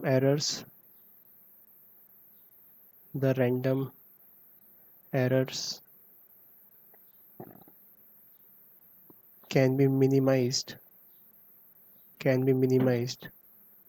by repeating the observation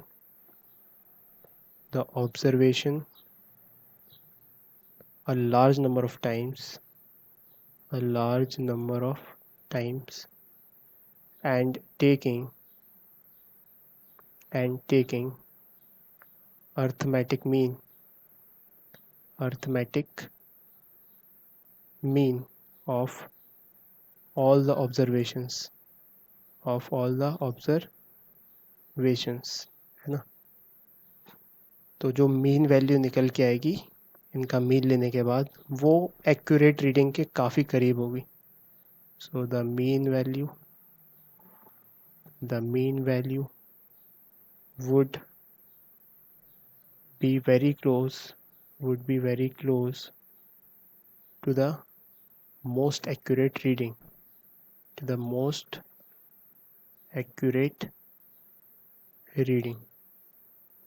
ठीक है। कहने का मतलब कि हमारे पास मीन वैल्यू क्या आएगी, बहुत सारी रीडिंग्स ली, एक रीडिंग ली A1, एक रीडिंग ली A2, ऐसे n टाइम्स ली AN, और मीन निकाल दिया, मतलब कितने से डिवाइड कर दिया, n से। तो हमारे पास मीन वैल्यू आ गई, and that will be very close to the accurate value. यह है समझ में?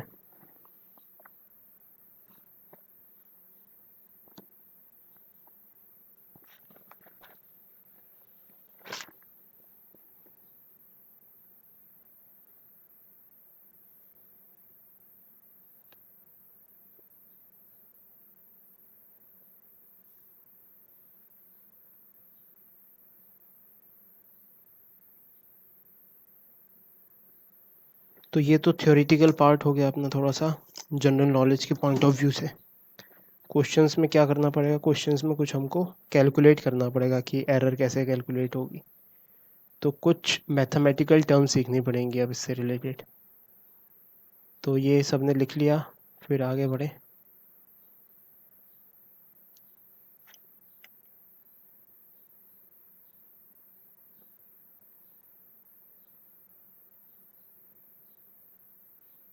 दो ही लोग बचे हुए हैं, अक्षत और नवींद्र। बाकी सब कहाँ गए?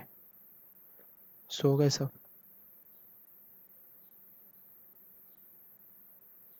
अक्षत आवाज आ रही है मेरी? पता नहीं सर, अभी थे। हाँ अच्छा सर, आ रही है। पता नहीं, अभी तो हाँ थे सर, सर। आ रही है सर। अभी थोड़ी देर पहले तक सब थे अच्छा। और मैं भी ध्यान नहीं दे रहा था। नवींद्र तुमने अपग्रेड कराया क्या अपना इंटरनेट? हाँ, नहीं सर। अच्छा ठीक है, लिख लीजिए सर वैसे। चलो तो अब सर आ कभी जाते कभी हैं। हो जाता है ना, तो आज पूरा चल रहा है नेट। अच्छा, तो अब अपन आ जाते हैं कुछ मैथमेटिकल टर्म्स पे एरर से रिलेटेड, जिनको हमें कैलकुलेट करनी पड़ेंगी। ठीक है, तो सबसे पहली टर्म है एब्सोल्यूट एरर।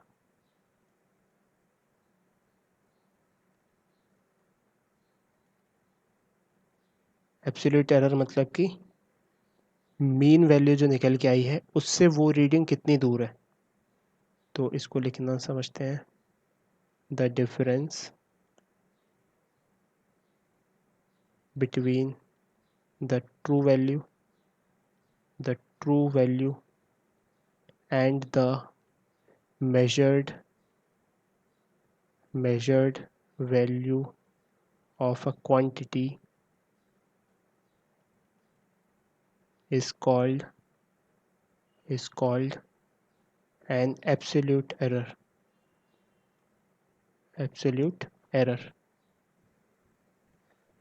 ठीक है, कहने का मतलब जैसे फॉर एग्जांपल हमारे पास 5 रीडिंग है,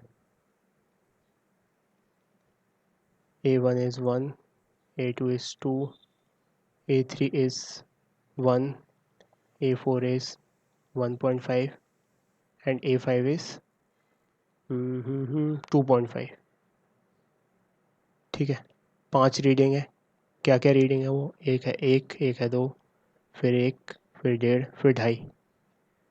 तो मीन अगर निकालें इनका तो कैसे निकालेंगे? A1 plus A2 plus A3 plus A4 plus A5, यानी कि summation of all A divided by 5, यानी कि 1 plus 2 plus 1 plus 1.5 plus 2.5 divided by 5।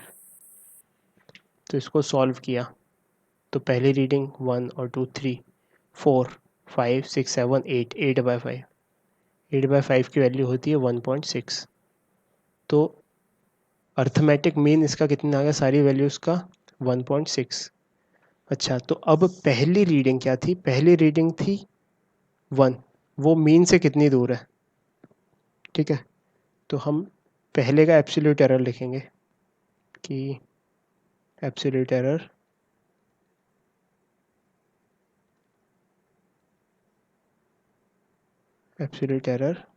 सबसे पहले फर्स्ट क्वांटिटी में, तो उसको ऐसे रिप्रेजेंट कर सकते देते हैं, डेल्टा A1। तो delta A1 is what? AM minus A1। AM क्या है? AM है यहाँ पे 1.6। A1 क्या है? A1 है यहाँ पे 1, यानी कि कितनी दूर है ये उससे? ये है 0.6 दूर। ठीक है, ऐसी दूसरी रीडिंग में एरर कितना है? दूसरी रीडिंग में AM माइनस A2। तो AM कितना हुआ? AM है 1.6। और सेकेंड रीडिंग क्या थी? सेकेंड रीडिंग थी 2, तो 1.6 माइनस 2, तो ये कितना आया? माइनस 0.4। ठीक है, तीसरी रीडिंग में एरर कितना है? Absolute error in third reading. तो absolute error in third reading is 1.6 AM minus A3। तो 1.6 माइनस थर्ड इज़ 1, तो 1.6 माइनस 1 यानी कि 0.6। चौथी रीडिंग में delta A4, AM minus A4, AM है 1.6 और A4 है 1.5, तो 1.6 minus 1.5 is 0.1। Similarly last fifth में कितना आया? AM माइनस A5, यानी कि 1.6 माइनस 2.5 है लास्ट रीडिंग, तो ये आ गया माइनस 0.9। तो मतलब एब्सोल्यूट एरर्स इनमें कितने आ गए? पहले वाले में आ गया 0.6, दूसरे वाले में आ गया माइनस 0.4, तीसरे वाले में 0.6, चौथे वाले में 0.1 और लास्ट वाले में माइनस 0.9। ये आया समझ में? Yes sir. है ना? तो ये क्या था? ये थी मीन वैल्यू। और ये क्या है? ये है एब्सोल्यूट एरर्स। ठीक है, तो एब्सोल्यूट एरर्स निकाल दी हमने ऐसे, और यहाँ पे लिख देंगे कि एब्सोल्यूट एरर्स में बी पॉजिटिव और नेगेटिव। एब्सोल्यूट एरर्स में बी पॉजिटिव और नेगेटिव,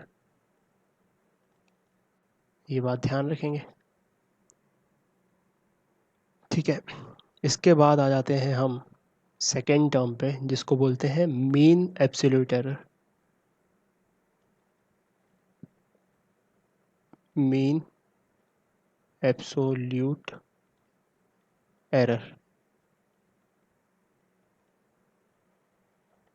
तो नाम से क्या समझ में आ रहा है? नाम से समझ में आ रहा है कि सारे एब्सोल्यूट एरर्स का मीन ले लिया जाए तो वो मीन एब्सोल्यूट एरर आ जाएगा। ठीक है, तो इसका सिंबल हम ऐसे लिखते हैं, डेल्टा ए मीन। बस इसमें एक ट्विस्ट है कि हम जो नेगेटिव वैल्यू है उसको भी पॉजिटिव बना के लिखते हैं, है ना, मतलब मॉड्यूलस लेते हैं एब्सोल्यूट एरर्स का। तो इसको हमने लिखा, इसकी definition is mean absolute error is the arithmetic mean of magnitudes of absolute errors। यहाँ पे मैग्नीट्यूड्स मतलब मॉड्यूलस, नेगेटिव नहीं लेना है, modulus of absolute errors in all the measurements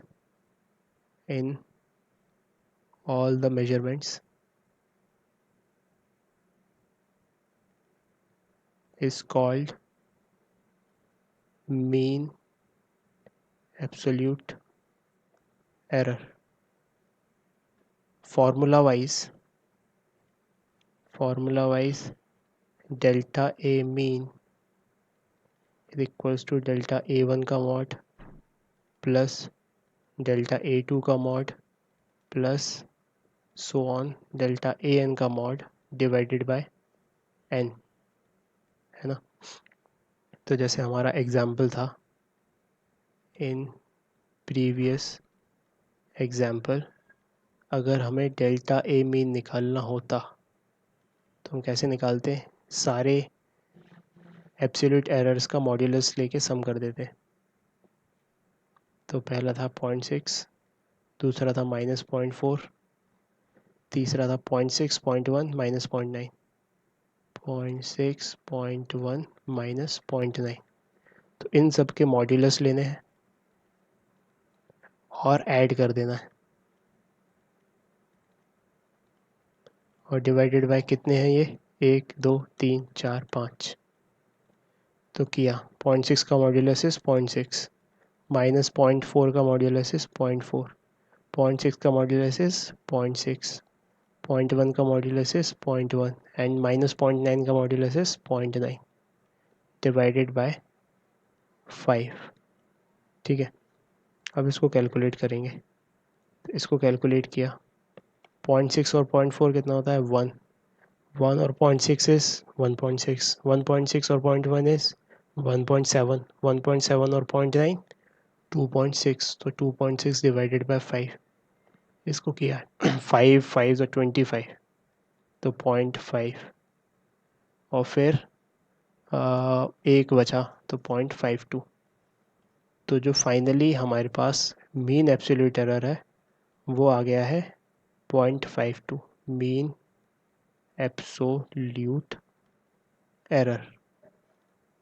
तो हम जो क्वांटिटी का रिप्रेजेंटेशन करते हैं फाइनली, वो कुछ इस तरीके से करते हैं, the final result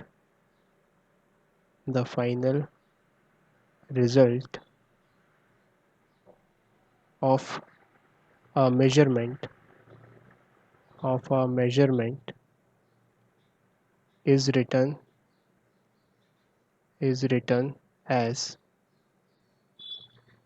a is equals to a mean plus minus delta a absolute, mean absolute error, है ना।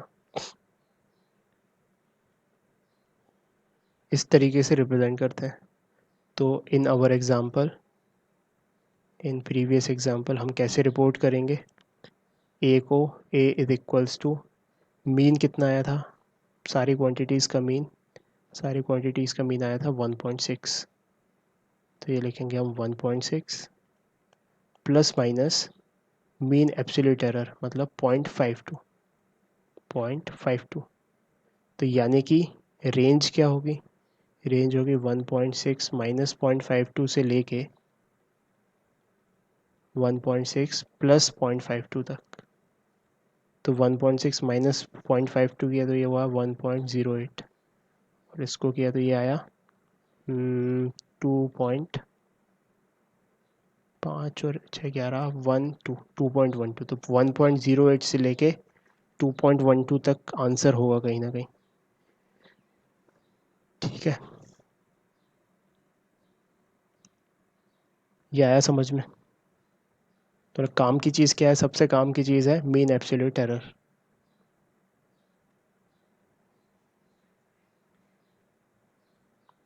इसके बाद एक नेक्स्ट टर्म होती है जिसको बोलते हैं अपन फ्रैक्शनल एरर या रिलेटिव एरर। ये भी बहुत इम्पोर्टेंट है। सो नेक्स्ट इज रिलेटिव और फ्रैक्शनल एरर। ठीक है, तो कैसे डिफाइन होती है रिलेटिव या fractional error?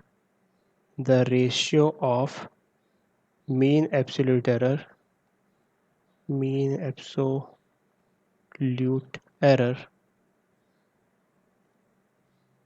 to the mean value of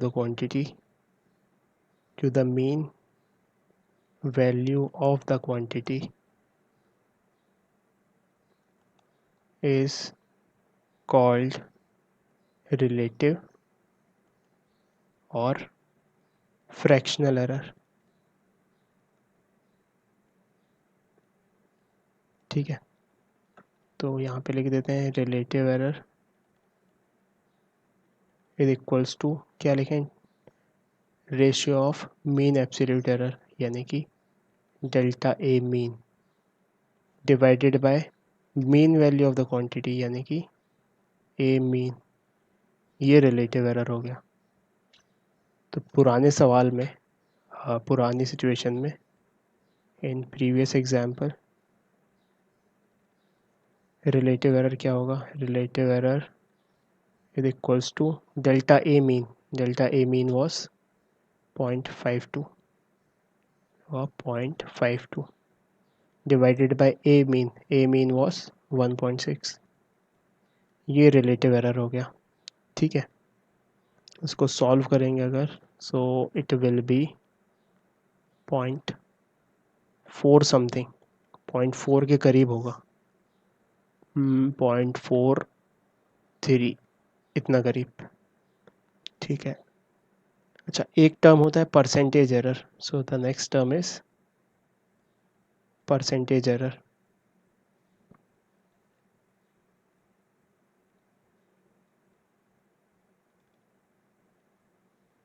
मतलब एरर का परसेंट कितना है? तो ये बहुत सिंपल है। रिलेटिव एरर को अगर हमने 100 से मल्टीप्लाई कर दिया तो वो आ जाता है परसेंटेज एरर।